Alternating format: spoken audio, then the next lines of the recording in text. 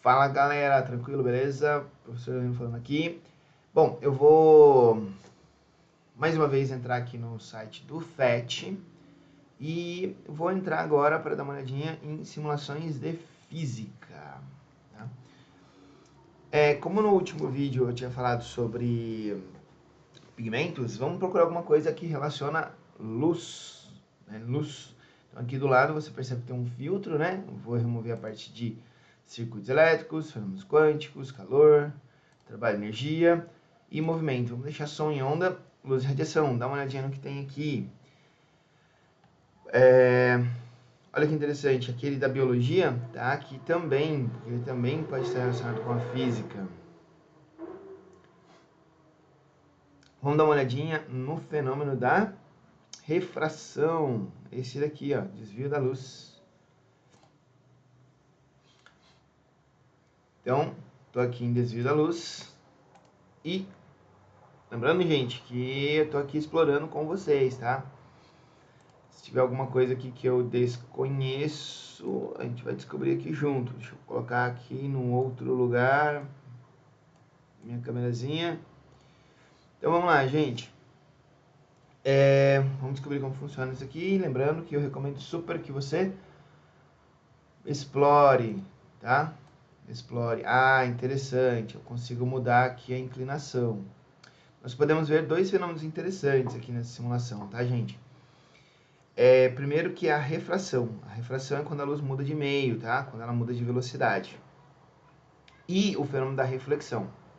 Uma coisa importante, né? Na física, o ângulo de incidência é sempre o ângulo com a normal e o raio incidente, tá? O ângulo de incidência é o ângulo entre o raio incidente e a normal. O ângulo de reflexão, nossa, tem reflexão aqui também? Tem. É esse ângulozinho aqui, tá? Entre a normal e o raio refletido. Lembrando que a normal é uma reta de referência que a gente sempre coloca no ponto onde a gente está estudando, tá? Esse raio aqui é o raio refratado e o ângulo de refração é o ângulo entre a normal e esse raiozinho aqui, tá? A gente pode colocar o transferidor, olha que interessante, e ele já coloca ali o zero, né? O zero bem ao longo da normal, tá? Então aqui, por exemplo, vamos colocar 30 graus como ângulo de incidência. O ângulo de reflexão também é 30 graus. O de refração aqui é aproximadamente quanto? 10, 20, uns 30 e uns 22 mais ou menos, né? Dá para tentar usar a lei de Snell aqui, né, para fazer algumas continhas. Não é meu intuito, tá? Outra coisa interessante é esse sensor de intensidade. Se eu colocar ele aqui, está incidindo 100% da luz, né? Se eu colocar ele aqui, eu vou perceber que só 3% está refletindo. E quanto que está passando?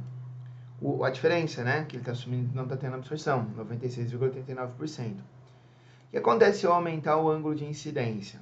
A porcentagem de luz refletida aumenta. Olha lá, foi de 3% para 30 graus. E aqui, quase 80 graus, vamos colocar 80 graus aqui. Quase 50% da luz ela é refletida, né? Então um pouquinho mais de 50% é refratada.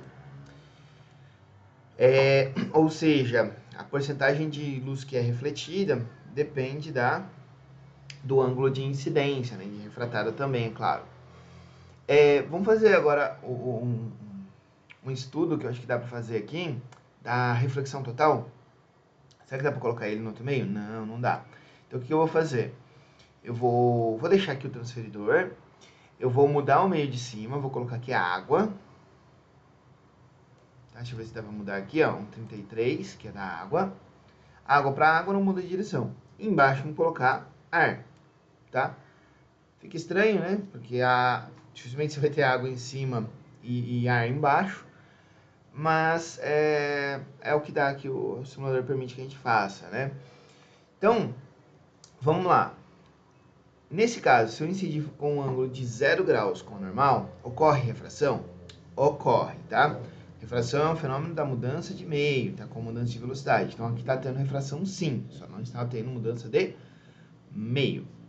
Agora, se eu aumentar este ângulo aqui, ó, vamos colocar, por exemplo, 10. A gente pode aproveitar e colocar esse sensor de intensidade aqui. Você vê que 2% da luz apenas sofre reflexão, certo? Vou deixar ele mais para cá, aqui do lado do... como se eu estivesse olhando para ele, né? Vou aumentar agora para 20. A quantidade de luz refletida vai aumentando, tá? A refratada eu não vou ficar medindo não, tá? Porque sempre vai dar 100 menos o valor que der aqui, tá? Pelo menos aproximadamente. Não, é exatamente, tá? E, mais uma vez é porque ele não está simulando a absorção. Aumentou para 30, tá aumentando. Olha que interessante, o ângulo de incidência aqui é 30 graus e aqui é maior que 30. Então esse cara de baixo, o raio refratado, vai chegar em 90 primeiro, né? Do que esse de cima aqui, ó. Quando eu chegar aqui em 40, esse cara já está quase no 60. Quando eu chegar aqui no... Opa! Não dá para chegar no 50. Repare que, conforme eu vou aproximando aqui do 50, esse cara aqui já vai tendendo a 90. Vou fazer isso bem devagarzinho. Olha como agora começa a subir a porcentagem de luz refletida. Opa, 100%. Aqui. E o de baixo, ele vai tendendo a sair cada vez mais rasante. Quando eu conseguir chegar no ângulo aqui, tal que o raio de baixo, ele sai praticamente a 90, é porque eu cheguei naquele ângulo chamado ângulo limite. Então aqui está muito próximo do ângulo limite, tá?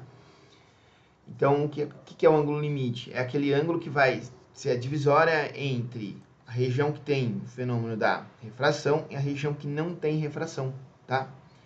Este ângulo de incidência aqui, ó, eu sei que ele é maior do que o ângulo limite. Tá? Toda a luz ela é refletida. Nós chamamos isso de reflexão total da luz, tá? Então, aqui nesse meu experimento, eu consigo verificar que o ângulo limite ele é muito próximo de 50 graus. Beleza? Para finalizar essa simulação, vamos dar uma olhadinha como que fica usando agora a onda. Vou remover esse cara aqui, né? Vamos utilizar agora a representação da luz como onda. E vamos aumentar aqui o ângulo de incidência. Vamos mudar bastante o índice de refração para podermos perceber com maior precisão. Repare, vou colocar até mais lento aqui, que no meio de cima, que seria o... Deixa eu ver como que tá aqui. O meio de cima, que seria esse material de índice de refração 1,6, que é o máximo que ele consegue simular, e o de baixo seria ar. Repare que no meio onde a luz ela é mais lenta, tem maior índice de refração, o comprimento de onda ele é menor. Quando ele muda de meio, o comprimento de onda passa a ser maior.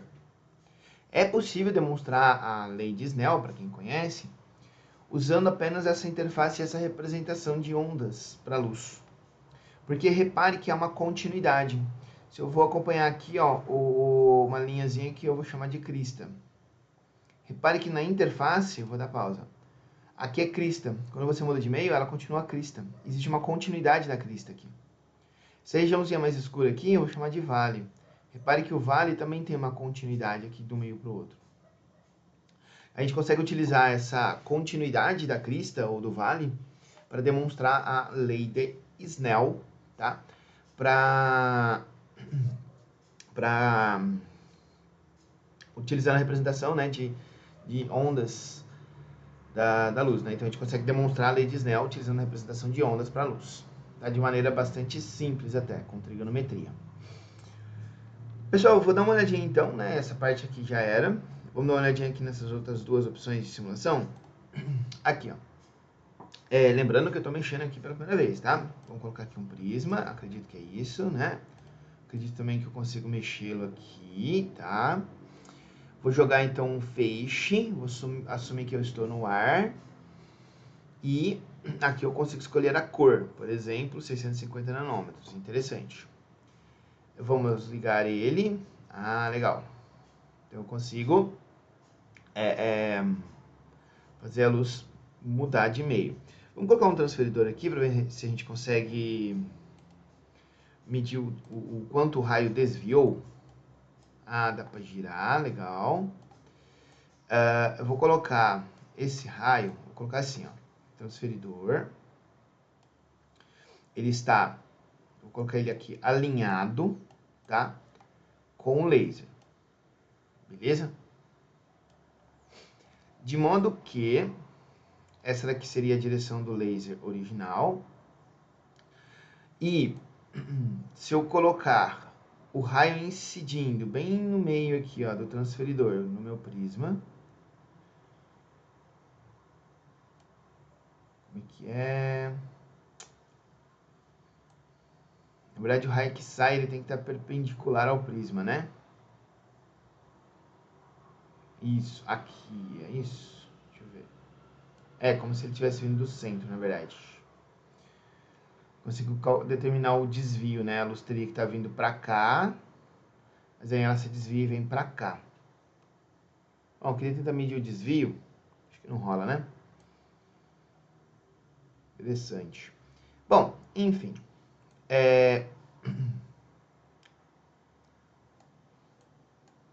Vamos ver se a gente consegue reproduzir o desvio mínimo. Tem que remover o transferidor aqui. Vamos lá. O que dá para fazer? Dá para deslocar ele vertical, horizontal. Não dá para rotacionar ele, né? Não. Ah, dá sim. Legal, legal, legal. Então vamos lá. A condição do desvio mínimo, tá? A luz ela vai se desviar o mínimo possível quando o ângulo de incidência é igual ao de reflexão. Então vamos colocar as normais aqui. Quando este ângulo de incidência é igual ao ângulo de emergência, perdão. Foi no automático, né? Falei a segunda lei da reflexão, né? Então, o ângulo de incidência é igual ao ângulo de emergência. Então, aqui é a condição do desvio mínimo. Na medida em que eu vou mudando o ângulo, o desvio da luz, ele sempre é maior, tá vendo? Ele sempre vai ser maior. Aqui é até fácil de ver que o desvio é bem grande. Como vocês devem ter visto, aqui dá pra gente produzir a reflexão total. Se eu for aumentando o ângulo de incidência, aqui ele pode atingir com um ângulo maior do que o ângulo limite. E a luz ela pode, então, mudar de meio. Interessante, né? Interessante.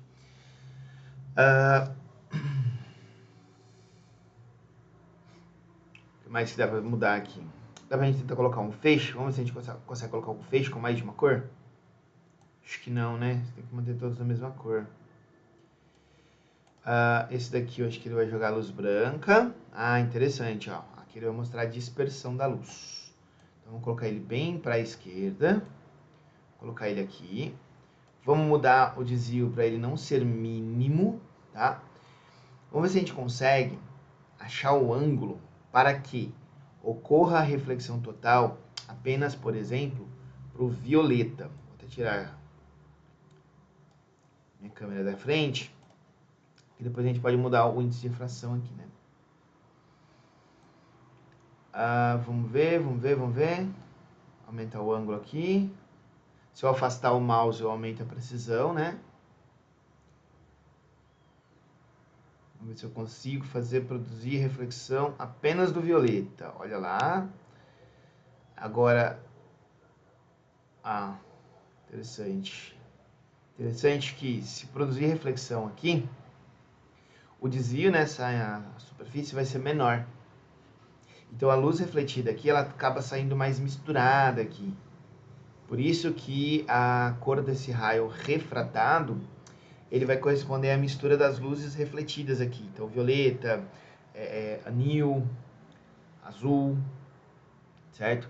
E aqui vai saindo as demais cores, tá? Aqui então, não sei se vai dar para visualizar, mas aqui mais para cima tá o vermelho, aí tem um alaranjado, verde, azul, certo? Então dá para fazer essa separação sim, né? Bom, vamos voltar para onde nós estávamos, na parte de um feixe luminoso. Se eu for mudando aqui, ó, eu vou perceber que para cores próximos, interessante, do verde, né, ou do azul, anil, violeta, vai sofrer reflexão total nessa interface. Outra coisa também que dá para a gente visualizar aqui são as reflexões, tá? Por quê? Porque aqui não ocorre somente refração, tem reflexão também. E aí ele vai indicar que teve uma reflexão aqui, reflexão aqui. Essa daqui eu não estou entendendo, tá? Essa daqui eu não entendi porque tem esse raiozinho vindo para cá. Aqui eu tenho reflexão, reflexão, reflexão. Eu acho que é esse daqui, ó. Tá bem fraquinho. Reflexão nessa interface. Vem para cá e vem para cá. Tá? Acho que é isso. Bom, vamos mudar agora o elemento. Vamos remover as reflexões. Vamos pegar agora, só de curiosidade, outros elementos. Tá? Lembrando que isso aqui a ideia é que você mexa, tá? Você trabalhe com isso daqui. Olha que interessante. Ó, dá um exercício legal, hein? Quais as condições para o raio emergir exatamente nesse ponto? Tem aqui um quadrado, né? O vestibular adora colocar um cubo, por exemplo.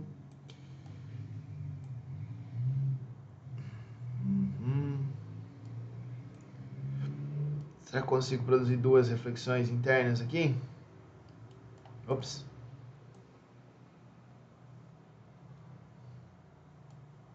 Por que não, né? Certamente esse raio aqui, ó, vai ter um ângulo de emergência aqui igual de incidência. Para esse cara aqui ser um maior que o ângulo limite, este cara tem que ser maior que o ângulo limite e esse daqui tem que ser maior que 90. Então não tem como produzir uma segunda reflexão total, né? Também pode ficar como um exercício interessante. Pensando também em vestibular, galera, aqui está uma superfície bem curiosa que o vestibular gosta bastante, tá, de trabalhar, que são superfícies que ele vai eventualmente dizer que é cilíndrica ou esférica, tá? Quando a gente pensa em arco-íris, por exemplo, o arco-íris ele é explicado a partir de uma reflexão que se dá aqui também, tá? Então vamos colocar aqui as reflexões. O arco-íris ele vai ser a partir da observação desse raio de baixo aqui, tá? Antes de colocar o raio luminoso, vamos remover aqui. Não, vamos deixar as normais. Queria comentar o seguinte: aqui não é reflexão total, tá? Não pode ser. Por quê? Porque, como isso aqui, ó, vamos supor que seja um cilindro, tá? Um cilindro. Vou colocar esse cara aqui bem no meio do cilindro.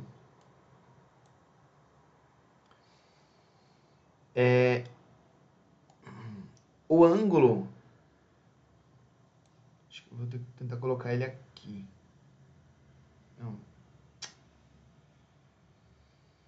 tentar colocar o transferidor. Ixi, dá trabalho me fez aqui. Vai, aí. Vou colocar o transferidor.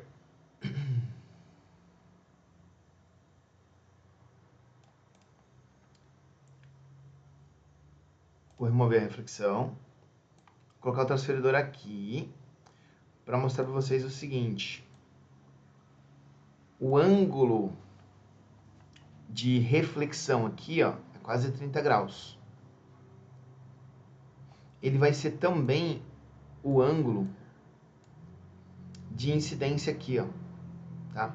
É fácil ver isso, tá? Porque isso aqui está dentro de um cilindro de raio R, né? Então isso daqui é igual a isso, esse ângulo é igual a esse.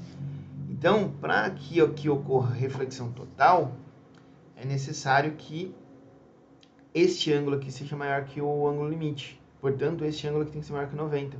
Tá? Você vai reparar que aqui, por exemplo, o ângulo de incidência, ele é perto, deixa eu colocar assim, ele está perto de 60, né? 55 graus. Aqui embaixo vai ser a mesma coisa, tá?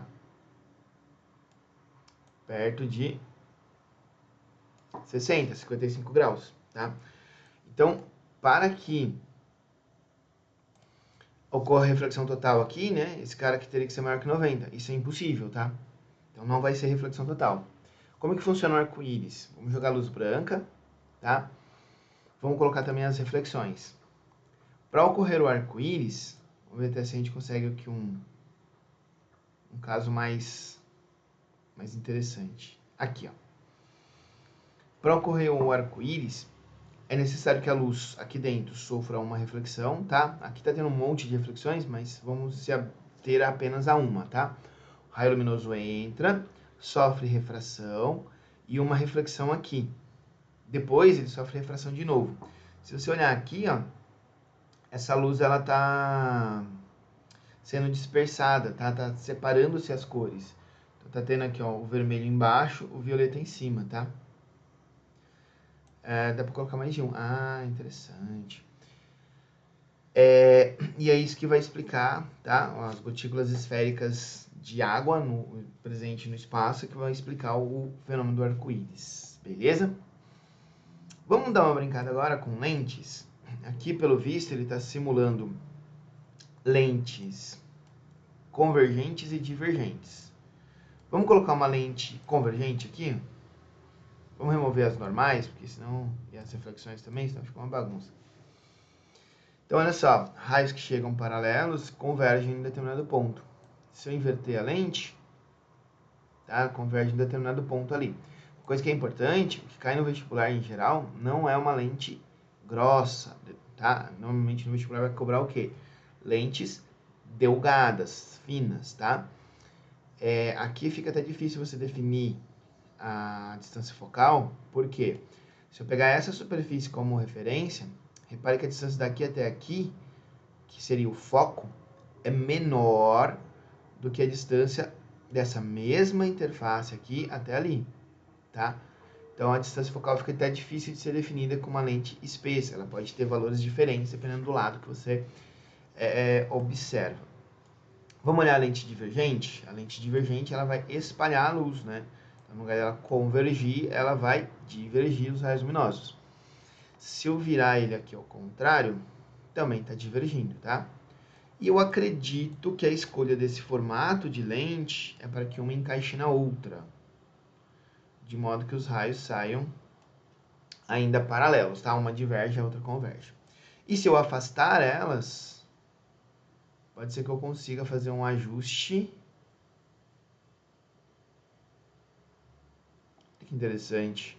Ó, mais uma coisa interessante aqui que dá pra gente observar. Não necessariamente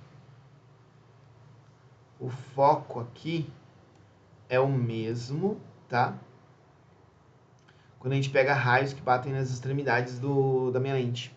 Olha só, para esse raio de cima e de baixo é como se o foco fosse aqui. Já para os outros dois aqui mais internos, é como se o foco fosse mais distante, tá?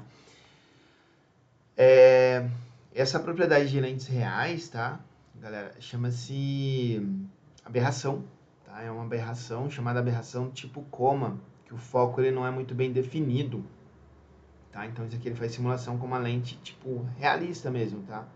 Mais real mesmo. E se a gente colocar a luz colorida, não sei se vai dar pra ver também, tem um negócio chamado aberração cromática, que eu acho que não vai dar pra visualizar aqui, mas tem a ver com essa dispersãozinha da luz aqui, tá? Ela... eu acho que não vai rolar. Daria pra você perceber também que a luz que sai, ela sai um pouquinho dispersa, tá? Colorida. Vou tentar aqui uma última coisa pra gente ir pro próximo simulador. Bem grande, né? Tá ficando esse vídeo aqui. Eu vou fazer o seguinte. Eu vou pegar essa lente. Vou colocar ela bem próxima aqui. De modo que o foco dela está aqui e a luz do lado de cá ela já está bem dispersa. Se eu colocar a segunda lente para cá, olha que interessante, ela vai ajudar a dispersar ainda mais a luz, tá? Ainda mais a luz. E agora eu vou tentar mudar para um feixe com várias cores, né?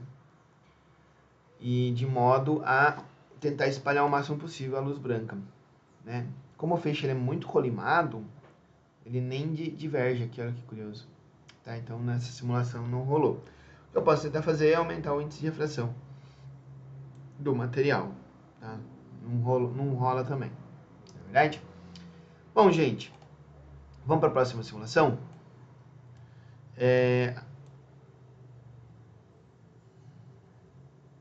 Vamos lá, próxima simulação.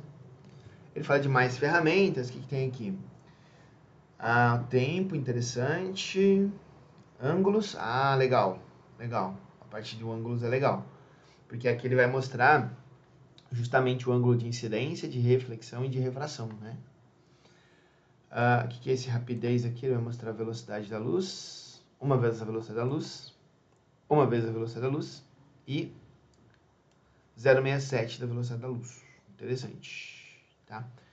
Que o índice de refração ele diz o quão lenta é a luz, né? Você vai pegar a velocidade da luz no vácuo e dividir por 1,5, por exemplo, né? Que no caso é o vidro. Interessante. E o tempo?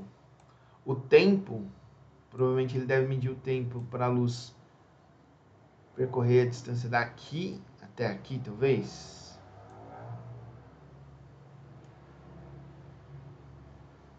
Não sei o que é esse. Deve ser a frequência. Deve ser a frequência.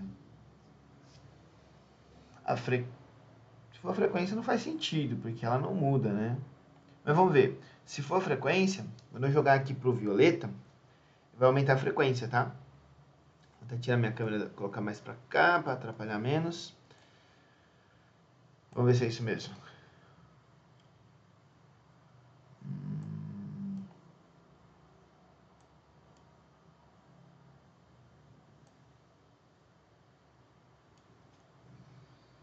Se eu mudar aqui...